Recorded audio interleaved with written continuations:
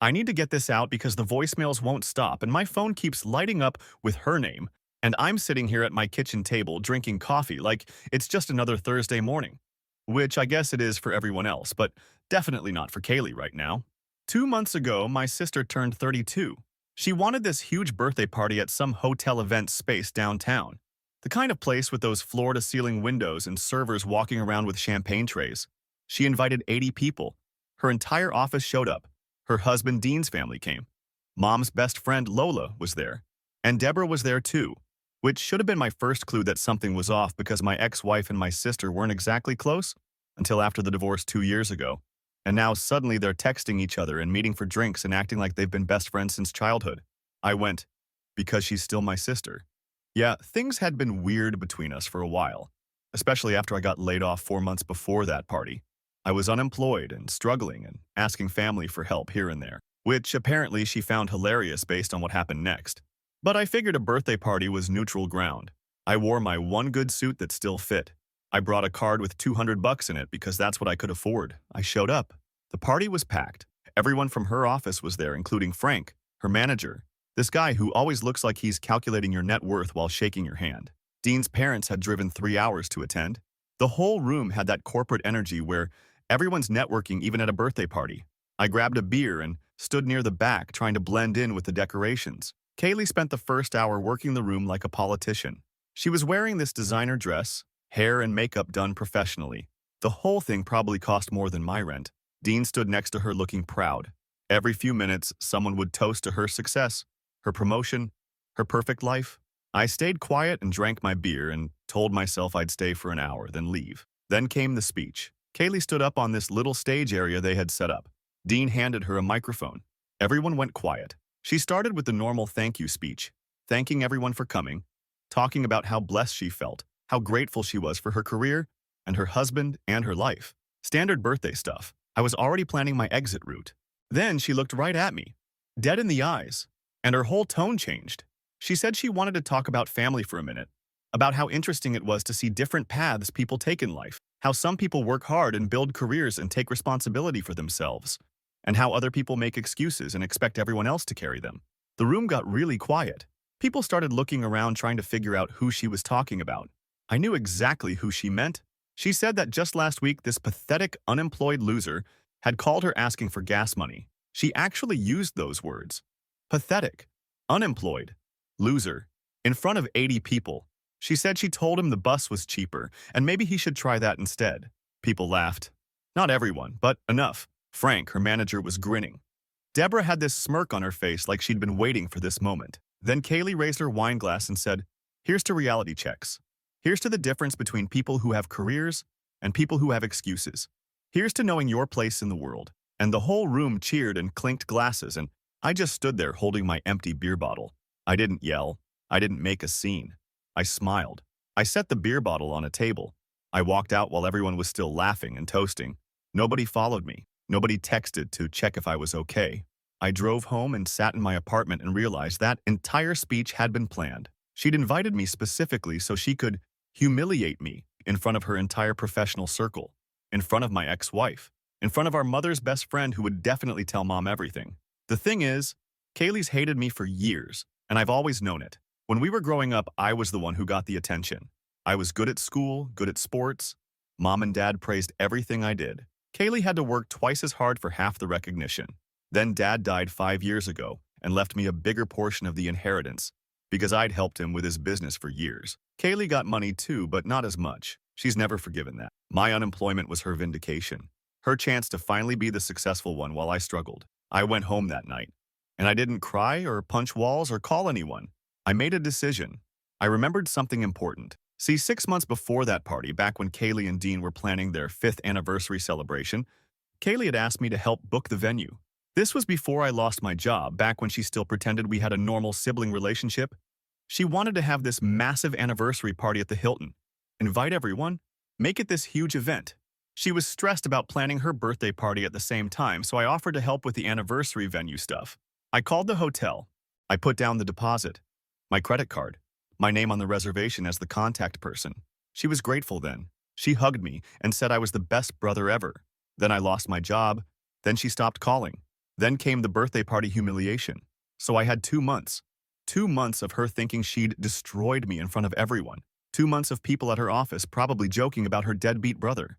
2 months of Deborah probably telling anyone who'd listen how she dodged a bullet, divorcing me. 2 months of me applying for jobs and interviewing and finally landing something decent 3 weeks ago. 2 months of me being very, very patient. This morning at 6:45, I was already awake. I'd had my coffee. I'd been planning this day for 63 days. The anniversary party was scheduled for Saturday, tomorrow. Dean's parents were already driving down today. Kaylee had invited 120 people from their lives. Her entire office, his entire office, friends, family, everyone. The ballrooms were booked, the catering was arranged, the DJ was confirmed, everything was perfect. At 7 a.m. exactly, my phone rang. I answered. It was Kaylee. She was screaming before I even said hello. The Hilton had just called her. They'd called her at 7 in the morning to inform her that the anniversary party was canceled. The $8,000 deposit was being refunded. The venue was no longer available. They'd released the ballrooms to other clients. Everything was gone. And when she demanded to know what happened, they'd told her the person who made the reservation had called yesterday afternoon and canceled everything. They gave her the name. Mine. She was absolutely losing it on the phone, screaming about how I was insane, how I'd ruined everything, how Dean's parents were literally in the car right now driving 4 hours, how everyone had already confirmed, how the whole thing was supposed to be this perfect celebration, and now there was nothing. I let her scream for about 2 minutes. Then I said maybe she should take the bus to her anniversary party since it's cheaper. Then I hung up. That was 4 hours ago. I've gotten 67 voicemails since then. 67. Kaylee, Dean. Even Deborah called me, which is weird since we're divorced and this has nothing to do with her, but apparently she's part of their little group now. The voicemails started out angry, then became panicked, then desperate, then angry again. Kaylee keeps saying I'm behind this, that I did this on purpose, that I'm a vindictive, pathetic loser who couldn't handle being called out at her birthday. She's right about the vindictive part. I absolutely did this on purpose. I waited 2 months. I let her think she'd won. I let her enjoy her little moment of superiority. Then, I used the exact same access she'd given me 6 months ago when she needed help. The hotel confirmed I was listed as the primary contact on the reservation. I had every right to cancel. Nothing illegal, just a phone call. Mom called an hour ago. Lola apparently told her everything. Now Mom's asking me why I do something so cruel to my own sister, asking if we can't just be adults about whatever issues we have. I haven't called her back yet. Dean's parents showed up at Kaylee's house 30 minutes ago, according to voicemail number 52. They drove 4 hours. They have a hotel room booked for the weekend. They're expecting a party tomorrow night. Kaylee's apparently told them I sabotaged everything, but they don't fully understand how or why yet. My phone's ringing again right now. It's Kaylee. Call number 8. I'm letting it go to voicemail. I don't feel guilty. I feel vindicated. She humiliated me in front of 80 people for no reason other than her own ego and resentment. She made sure my ex-wife was there to watch. She made sure her boss saw her destroy me. She wanted me to know my place. So I let her party happen. I let her have her moment. Then I took mine. The thing is, I know this isn't over. Dean's going to escalate this somehow. Kaylee's not going to let this go. Mom's going to try to force some kind of family meeting. But I'm done being the punching bag because Kaylee's still mad about things that happened years ago. I'm done being the example she uses to make herself feel successful. Part of me wants to know what's happening at their house right now. Dean's parents sitting in the living room. Kaylee trying to explain. Dean probably planning how to retaliate. 120 people getting calls explaining the party's canceled. Her whole office finding out. Frank, her precious manager, hearing about this disaster. The schadenfreude is almost overwhelming. My phone just buzzed. Text from an unknown number. It's Dean. He wants to know where I live. He says we need to talk in person. He says this isn't over and I better fix this immediately. I'm not fixing anything. I'm not apologizing. I'm not backing down. She spent 2 months enjoying what she did to me. Now it's her turn. Update 1. Holy hell, you guys. I posted yesterday morning about canceling my sister Kaylee's anniversary party after she humiliated me at her birthday 2 months ago. That was Thursday morning. It's now Friday evening, and this situation has gone completely sideways in ways I didn't anticipate. For everyone who said Dean would show up at my door, congratulations, you called it. For everyone who said my family would try to force me to fix this, also correct. For everyone who said I should have just let it go, well, you're about to see why that was never an option. Dean showed up at my apartment at 1 in the morning Thursday night, actually 1:17 a.m., according to my phone, when the pounding on my door woke me up. I knew it was him because he was yelling my name in the hallway. My neighbors probably loved that. I pulled on sweatpants and opened the door, and there he was, still dressed in his work clothes from that day, looking like he'd been awake for 20 hours straight. He started immediately, demanded to know what I was thinking. What kind of person cancels someone's anniversary party out of spite? Did I have any idea what I'd done to Kaylee, to his parents, to their entire social circle? I let him rant for about 30 seconds in my doorway before I told him we could either have this conversation inside where my neighbors wouldn't call the cops, or he could leave. He came inside. We stood in my kitchen. I didn't offer him a seat. He was wound up tight, pacing between my fridge and the counter. He said I needed to call the hotel immediately and fix this, that I needed to tell them there was a mistake, that the party was still on, that I'd put the deposit back down. I asked him if he was planning to reimburse me for that deposit. He stopped pacing. See, here's what I'd been waiting to bring up. That $8,000 deposit I'd put down 6 months ago? Kaylee never paid me back. She kept saying she would, that she and Dean would transfer me the money as soon as the party got closer. Then I lost my job. Then she stopped mentioning it. Then came the birthday party humiliation. That $8,000 had been sitting on my credit card for half a year, accruing interest that I'd been paying while unemployed. And now Dean wanted me to put it back down and just eat that cost again so they could have their party. I explained all this to him, very calmly. I said I'd called the hotel and canceled the reservation that was in my name, using my credit card, that they'd never paid me back for. The hotel refunded the deposit to my card. That money was mine. If they wanted to rebook the party, they were welcome to do it themselves with their own money. Dean lost it, said I was being petty and vindictive and that everyone could see right through this, that I was just mad because Kaylee had called me out at her birthday for being a deadbeat. I asked him what exactly she'd called me out for. He said for asking her for money when I was unemployed, for not having my life together, for being almost 33 and still living like I was in my 20s. I asked if he thought that deserved a public humiliation speech in front of 80 people. He said maybe I needed to hear it.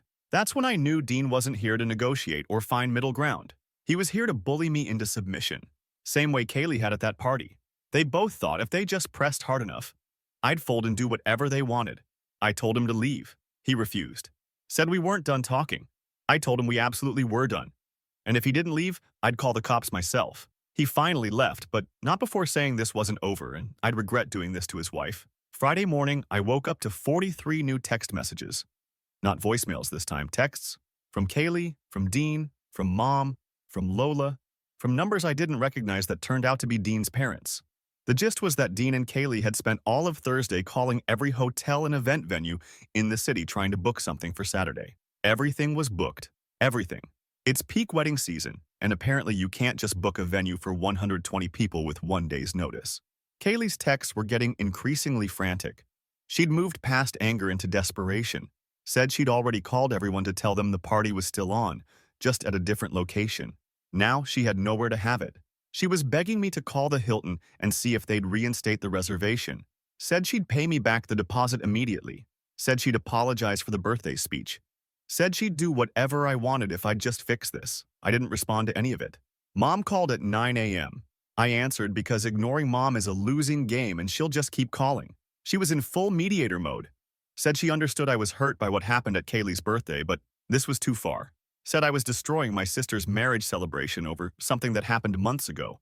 Said Dean's parents had driven all this way and I was embarrassing the entire family. I asked her if she'd been there at the birthday party. She said no, but Lola had told her what happened. I asked if Lola mentioned the part where Kaylee called me a pathetic unemployed loser in front of 80 people. Silence. Apparently Lola's version had been more sanitized. I told Mom everything. The exact words Kaylee used. The toast she made. The laughter. Deborah smirking the whole time. Frank, her manager, grinning. I told her about the $8,000 I'd never been paid back. I told her about Dean showing up at 1 in the morning trying to intimidate me into fixing their problem. Mom got quiet. Then she said she didn't realize it had been that bad, but maybe there was still a way to work this out as a family. I told her there was nothing to work out. Kaylee made her choice at that party. I made mine when I canceled their reservation. We were even now, and I was done being the family punching bag because Kaylee was still bitter about Dad's will. Mom tried to argue, but I could hear in her voice that she knew I was right. She said she'd talk to Kaylee and hung up. Around noon, I got an Instagram DM from Deborah, my ex-wife who I haven't spoken to in a year and a half. She said she'd heard about what I did and she just wanted me to know that this proved everything she'd thought about me during our marriage, that I was vindictive and small and unable to handle criticism, That I'd always had issues with Kaylee's success because I couldn't stand seeing other people do better than me. That canceling the party was the most pathetic thing I'd ever done. I stared at that message for a solid 5 minutes, trying to figure out what angle she was working. Deborah and I divorced because she'd been emotionally checked out of our marriage for the last 2 years of it. She'd spent more time with her friends than with me. She'd made it clear I was boring and unsuccessful, and she wanted more from life. We'd split amicably enough, no kids involved, just went our separate ways. But now suddenly she's besties with Kaylee and sending me messages about my character? Something didn't add up. I responded asking why she cared so much about Kaylee's party when we'd been divorced for 2 years. She read it immediately, didn't respond. Around 2 p.m., Mom called again. This time she sounded tired. She said she'd talked to Kaylee and Dean. They'd managed to book a restaurant private room for Saturday evening. Not nearly as nice as the Hilton ballrooms, not big enough for everyone, but it would work for about 60 people. They were calling guests now, explaining the venue change. Some people were backing out because the new location was across town. Dean's parents were upset about the downgrade. Kaylee had been crying all morning. Mom asked if I was satisfied now, if making Kaylee scramble and stress and cry had made me feel better about what happened at the birthday party. I told her honestly that yes, it had. That Kaylee had wanted to humiliate me, and now she knew how it felt. Mom said I was being cruel, and that this kind of revenge was beneath me. I reminded her that Kaylee started this. Mom sighed and said she just wanted her kids to get along, and couldn't we find a way past this? I told her Kaylee and I would probably never get past this. That the birthday party had shown me exactly who my sister was and what she thought of me. That I was done pretending we had a good relationship just to make family gatherings less awkward. Mom said she needed to go and hung up. The texts kept coming all afternoon. Kaylee sent me screenshots of messages from people declining to attend the rescheduled party, friends saying they couldn't make the new location work, coworkers saying they had other plans now, Dean's aunt saying she wasn't driving 40 minutes to some restaurant when she'd planned for the Hilton downtown. The guest list was falling apart. Around 5 p.m., I got a call from an unknown number. I answered. It was Frank, Kaylee's manager from her office. The guy who'd been grinning during her birthday speech. He said Kaylee had asked him to reach out. Said as someone who'd known both of us for years, he wanted to mediate this situation. I asked him how he'd known me for years when we'd met exactly once at that birthday party. He backtracked. Said he'd heard a lot about me from Kaylee. I asked what exactly he'd heard. He said Kaylee had mentioned I'd been going through a rough patch and maybe there were hurt feelings on both sides. I told him to tell Kaylee that calling her manager to fight her battles was even more pathetic than asking for gas money. Then I hung up. Deborah texted again an hour later. Said Kaylee was devastated and that I should know Dean was planning something. That I should fix this before it got worse. I asked her again why she was so invested in this. She said Kaylee was her friend and she cared about her. I pointed out that she'd never cared about Kaylee when we were married, that they'd barely spoken. What changed? She didn't respond again. Right now it's Friday evening. The restaurant party is supposed to happen tomorrow at 7 p.m. Last I heard, they were down to about 55 confirmed guests from the original 120. Dean's parents are apparently furious about the whole situation and have been making comments about how their son married into a dysfunctional family. Kaylee's been calling out of work, which seems risky given that she just got promoted and invited her entire office to witness this disaster. And Dean apparently told someone he's not letting this go, which Deborah felt the need to warn me about. I'm not scared of Dean. I'm not apologizing to Kaylee. And I'm definitely not fixing anything. But I have this weird feeling that there's more happening here than I'm seeing. Deborah's involvement doesn't make sense. Frank calling me seems desperate. And Dean's repeated threats about this not being over feel like he's planning something beyond just yelling at me. Part of me wonders if I should have just let the party happen and moved on. Then I remember standing in that hotel event space 2 months ago, listening to 80 people laugh while my sister called me a loser, and I don't feel bad anymore. Whatever Dean's planning, I'll deal with it. Whatever happens with the family after this, I'll handle it. Kaylee wanted to put me in my place. Now she knows I'm not staying there. Tomorrow's the party. I'm curious to see how it goes with half the guests missing and Dean's parents judging everything. But that's their problem now, not mine. Update 2. The party was Saturday night. It's now Monday afternoon, and I'm sitting in my apartment waiting for my landlord to call me back, because apparently Dean decided if I could ruin his anniversary party, he could ruin my housing situation. But I'm getting ahead of myself. Let me back up to Saturday because, holy hell, that day was something else. I woke up Saturday morning to a voicemail from Kaylee that she'd left at 2 a.m.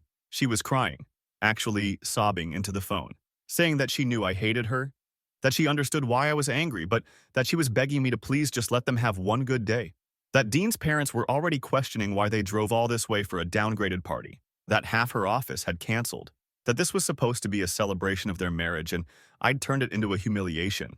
The irony of her using that word was not lost on me. I didn't call back. I spent Saturday doing normal weekend stuff, grocery shopping at the store near my apartment, getting an oil change for my car, living my life while Kaylee dealt with the consequences of humiliating me 2 months ago.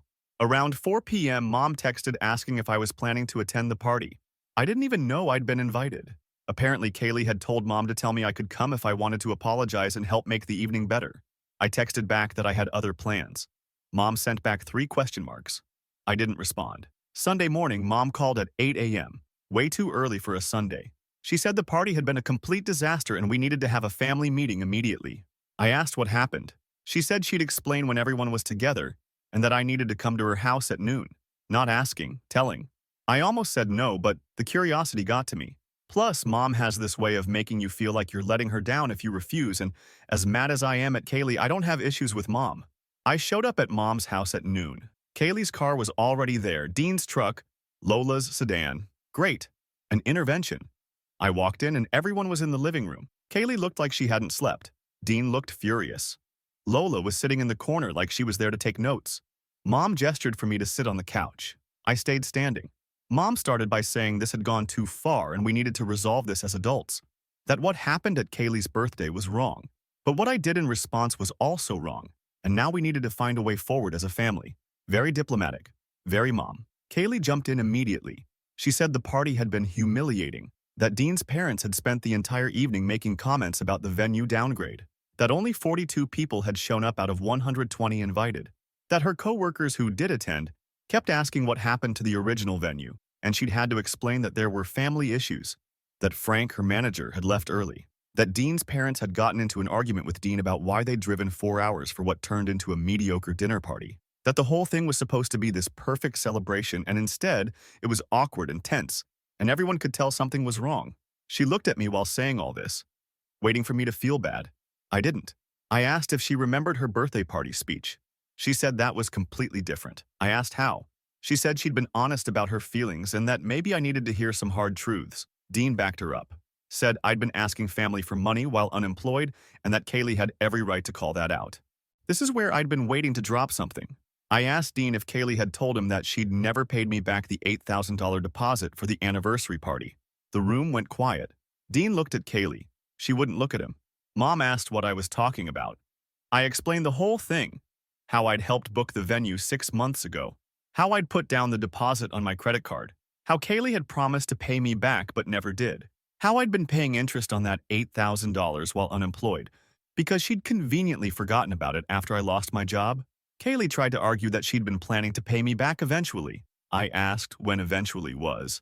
She said she'd been busy. I pointed out she'd had 6 months and had somehow found time to plan a birthday party where she publicly humiliated me but not enough time to Venmo me $8,000. Dean was staring at her now. He clearly hadn't known about this. Mom looked shocked. Lola was pretending to examine her fingernails. Dean asked Kaylee why she hadn't told him. She said it had slipped her mind with everything else going on. He said $8,000 doesn't just slip someone's mind. She got defensive. Said I was trying to turn him against her. I said I wasn't trying anything. Just stating facts. That I'd canceled a reservation I'd paid for and had never been reimbursed for. That legally and morally I had every right to do that. Mom tried to redirect. Said regardless of the money situation we were family and needed to move past this. I asked if she'd told Kaylee that after the birthday party.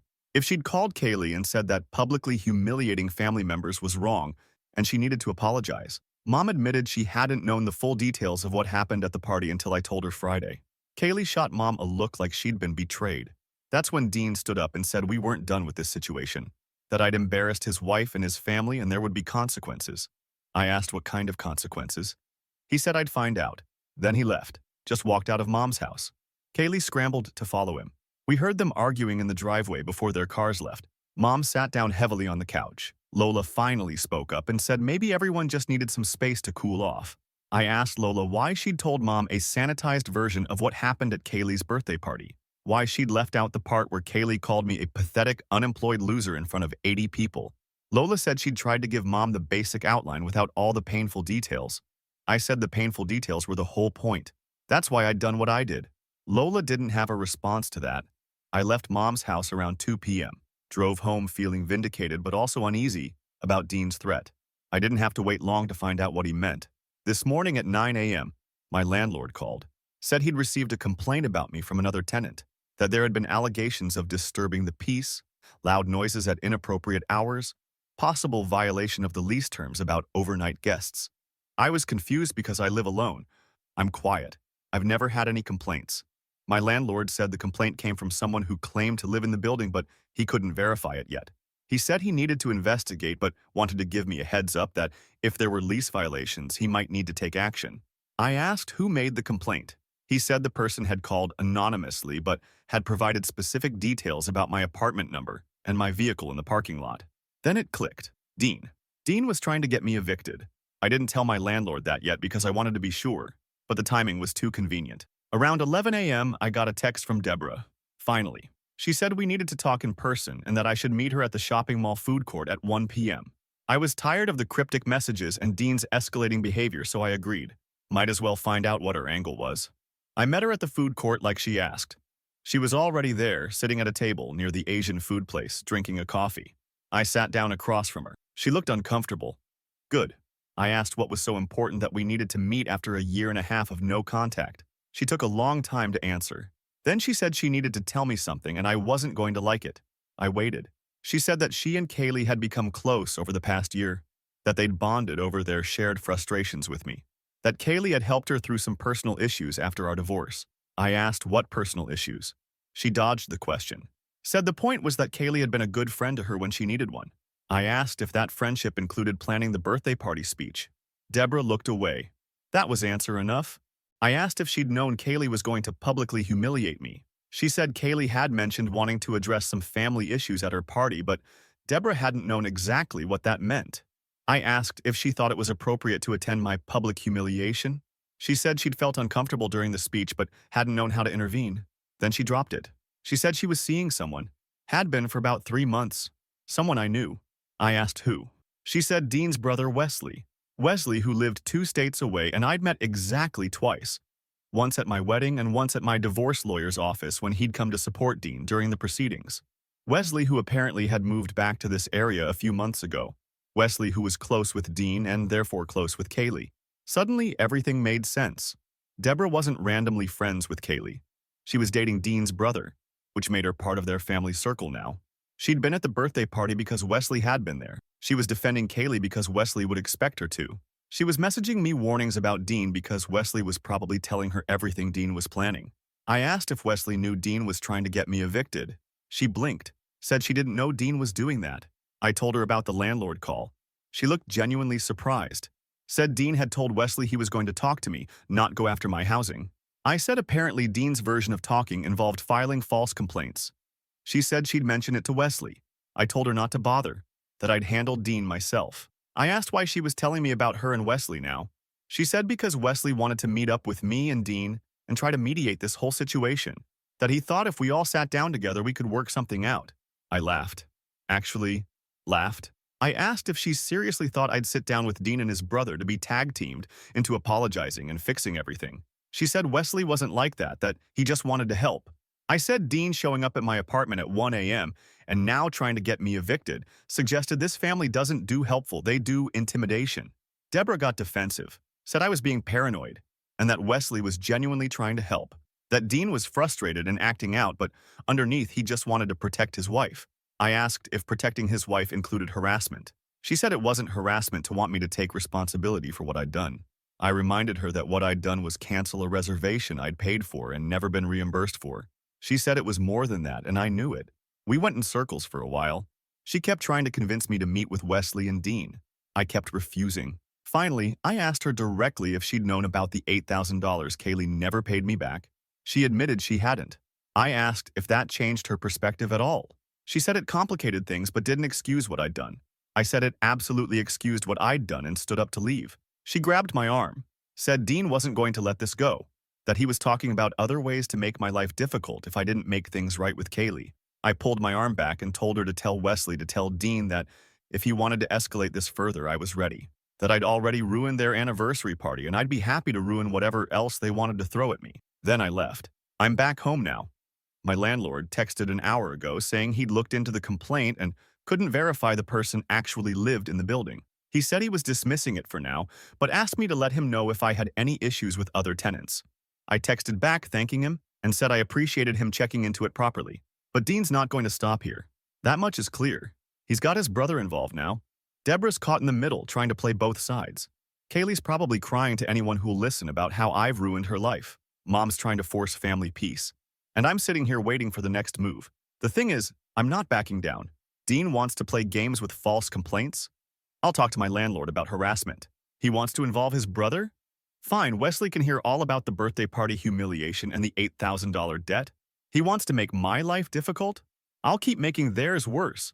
Kaylee started this 2 months ago when she decided to publicly humiliate me. She continued it by never paying me back money she owed.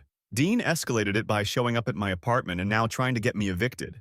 They keep thinking if they just push hard enough, I'll fold. They don't understand that I've been angry about this for months and I'm not interested in peace. I'm interested in them understanding exactly what it feels like to be targeted by family. Whatever happens next, I'm ready. Final update. It's been a week since my last update. It's Wednesday afternoon and I'm writing this because the situation finally reached its breaking point yesterday and I need to get it all out while it's fresh. For everyone who said this would end with a confrontation, you were right. For everyone who said Dean wouldn't stop escalating, also right. For everyone who told me to just apologize and move on, well, you're about to see why that was never going to happen. Last Tuesday, after I posted about meeting Deborah and learning about her relationship with Wesley, things went quiet for a few days.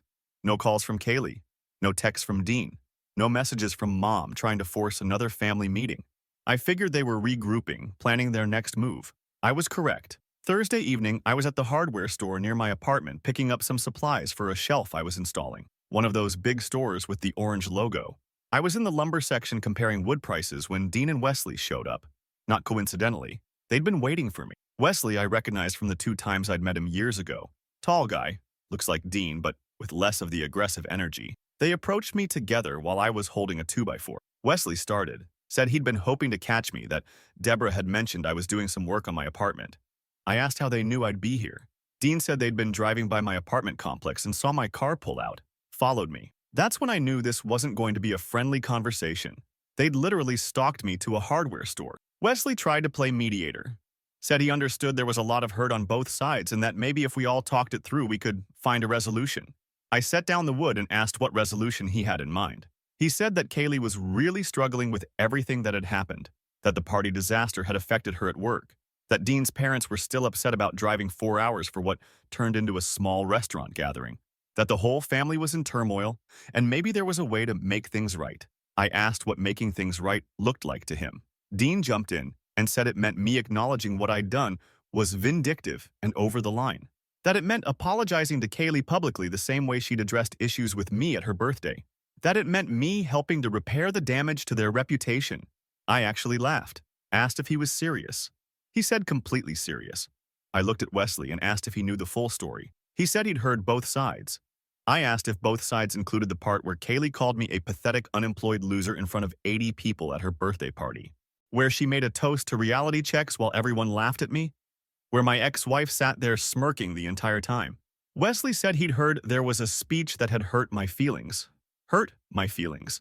Like I was a child who'd gotten his feelings hurt and was throwing a tantrum. We were starting to attract attention from other people in the store. I didn't care. I asked Wesley if he knew about the $8,000. He looked confused. I explained the whole thing, how I'd helped book the Hilton for their anniversary party 6 months ago, how I'd put down the deposit on my credit card, how Kaylee had promised to pay me back and never did, how I'd been paying interest on that money while unemployed, how Dean hadn't even known about the debt until I brought it up at Mom's house. Wesley looked at Dean. Dean said that was between me and Kaylee and wasn't relevant to the current situation. I said it was completely relevant because I'd canceled a reservation I'd paid for and never been reimbursed for, that I hadn't done anything wrong legally or morally. Dean said I'd done it out of spite. I agreed. Said Kaylee had humiliated me out of spite, so I returned the favor. A couple shopping nearby had stopped to watch. An employee was pretending to organize nearby shelves but clearly listening. I was done keeping this quiet. Dean had followed me to a hardware store to ambush me with his brother. They wanted a confrontation. They were getting one. Wesley tried to de-escalate. said maybe we should take this conversation somewhere more private. I said no. I said if we were going to talk about this, we'd do it right here. Asked what else Dean wanted to say to me. Dean said I needed to understand that actions have consequences. That filing false complaints about my apartment was nothing compared to what he could do if I didn't make this right. I asked if he was threatening me. He said he was explaining reality. I pulled out my phone, asked if he wanted to repeat that while I recorded it. He stopped talking. Wesley put a hand on Dean's arm. I said I'd been very patient with this whole situation, that I'd taken Kaylee's public humiliation for months without retaliation, that I'd paid for their anniversary party venue and gotten zero thanks or reimbursement, that I'd listened to Dean show up at my apartment at 1 in the morning making demands, that I'd dealt with false complaints to my landlord, and now they were following me to hardware stores to corner me into apologizing. More people had gathered. The store was busy and we were making a scene. Wesley looked uncomfortable. Dean looked furious but wasn't saying anything with my phone out. I asked if there was anything else they wanted to discuss. Wesley said he'd hoped we could resolve this as family. I said we weren't family, that Dean was married to my sister, but that didn't make us family, that Wesley was dating my ex-wife, which definitely didn't make us family, that the only family connection I had was to Kaylee, and she'd severed that herself 2 months ago at her birthday party. Wesley asked if I really wanted to let one bad night destroy years of family relationships. I asked if he'd been at the birthday party. He hadn't. I described it in detail. Every word of Kaylee's speech. The exact phrasing. The toast. The laughter. Frank, her manager, grinning. Deborah's smirk. The 80 people watching while my sister told me I was a pathetic loser who couldn't even afford gas money. By the time I finished, several people nearby looked shocked. One woman actually said something to her husband about how awful that was. Dean tried to argue that Kaylee had been honest about her frustrations, that sometimes family members need to hear hard truths. I asked if hard truths needed to be delivered in front of someone's entire office and ex-wife, if they needed to be packaged as a public roast. He said Kaylee had reached her breaking point with enabling my lack of success. I said Kaylee had been jealous of me since we were kids, and that Dad's will had cemented that resentment, that she'd waited for me to be vulnerable, and then struck as publicly as possible. Wesley tried again to find middle ground, said maybe both me and Kaylee had made mistakes and we could both acknowledge that. I said I'd made exactly one mistake, which was helping book her anniversary party in the first place. Everything else I'd done was a direct response to her actions, that I'd canceled a reservation I'd paid for, that I'd refused to fix her problem, that I'd told the truth about the debt she'd hidden from her husband, that none of that was a mistake. Dean said I was destroying Kaylee's life over an ego bruise. I said Kaylee had tried to destroy my reputation and now couldn't handle the same treatment. He said it wasn't the same. I asked how it wasn't the same. He couldn't answer. Wesley said we were going in circles and maybe we should all take some time to think about what we really wanted from this situation. I told them exactly what I wanted. I wanted them to leave me alone. I wanted Dean to stop filing false complaints and making threats. I wanted Wesley to stop trying to mediate something that couldn't be mediated. I wanted Kaylee to understand that actions have consequences and that humiliating family members in public means you don't get to play victim when they retaliate. And I wanted everyone to stop acting like I was the problem when Kaylee had started this entire thing. Dean opened his mouth to respond, but his phone rang. He looked at it and his expression changed. He answered and walked a few feet away. We could hear him saying things like, "When did this happen and who told them?" Wesley and I stood in awkward silence. The small crowd that had gathered started dispersing now that the show seemed to be over. Dean came back looking pale. He told Wesley they needed to leave immediately. Wesley asked what was wrong. Dean said he'd explain in the car, but they needed to go now. He looked at me and said this wasn't over, but they had to deal with something. Then they both left quickly. I stood there confused for a minute, then finished my shopping and went home.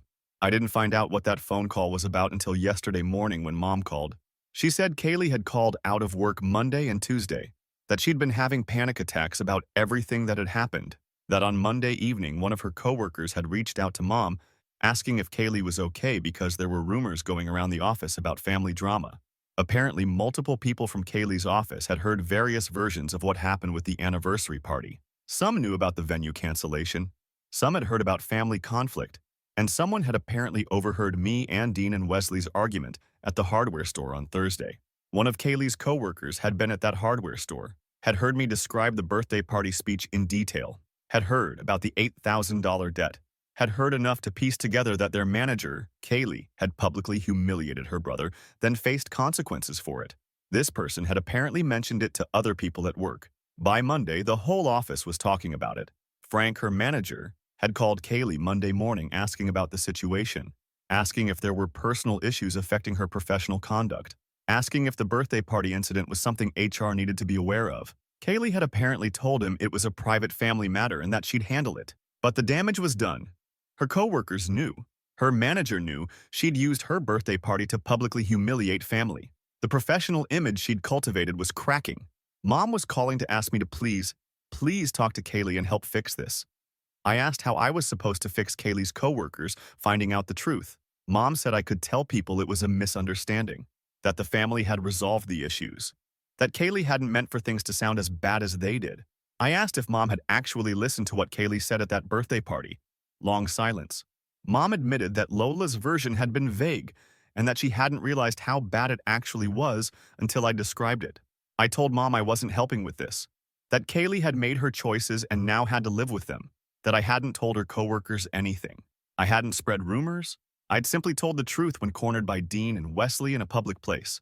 If her coworkers heard and drew their own conclusions, that wasn't my problem. Mom started crying, said I was tearing the family apart. I said Kaylee had torn it apart. I just refused to pretend everything was fine. Mom asked what I wanted.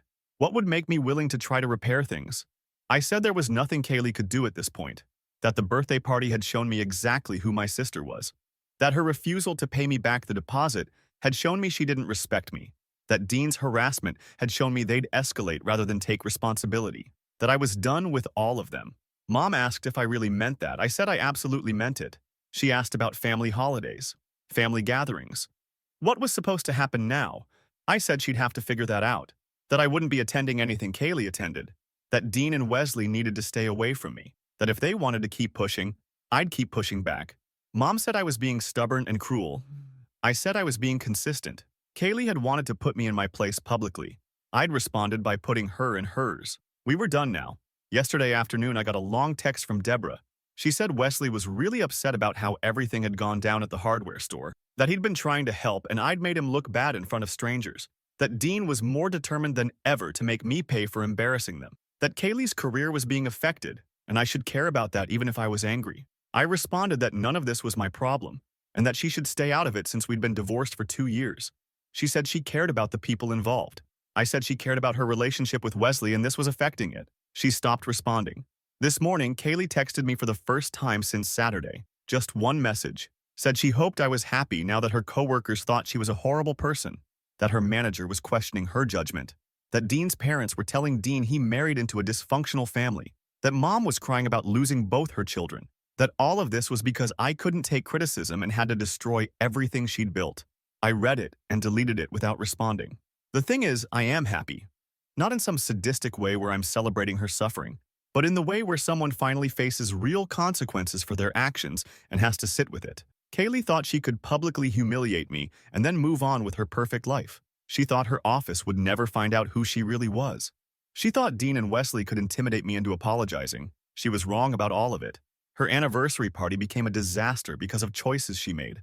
Her coworkers found out about her behavior because she'd behaved badly, and Dean had cornered me in public about it.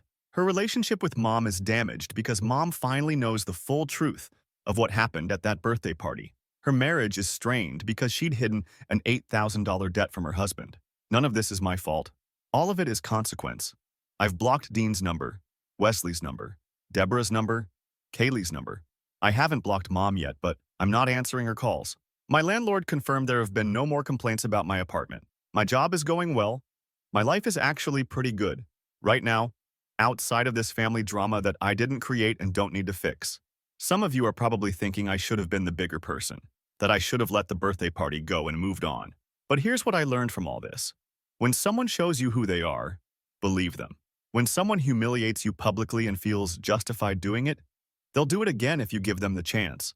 When family treats you worse than strangers would, you don't owe them continued access to your life. Kaylee wanted to give me a reality check at her birthday party. I gave her one right back. She's learning that humiliating people has consequences, that debts need to be paid, that professional reputations are fragile, that families can fracture beyond repair. I didn't teach her any of those lessons gently, but she didn't teach me gently either. I'm done with this situation. Done with Kaylee. Done with Dean and his threats. Done with Wesley and Deborah playing mediator. Done with Mom trying to force reconciliation. I've got my own life to live, and it doesn't include people who think public humiliation is acceptable family bonding. 2 months ago, my sister raised her wine glass and toasted to reality checks, to the difference between people who have careers and people who have excuses, to knowing your place in the world. Well, now she knows hers, and I know mine, and they're very far apart. That's where this ends. Kaylee and her fractured marriage dealing with office gossip and damaged relationships. Me in my apartment, finally employed again, finally free of family members who think cruelty is honesty. We're both exactly where we chose to be.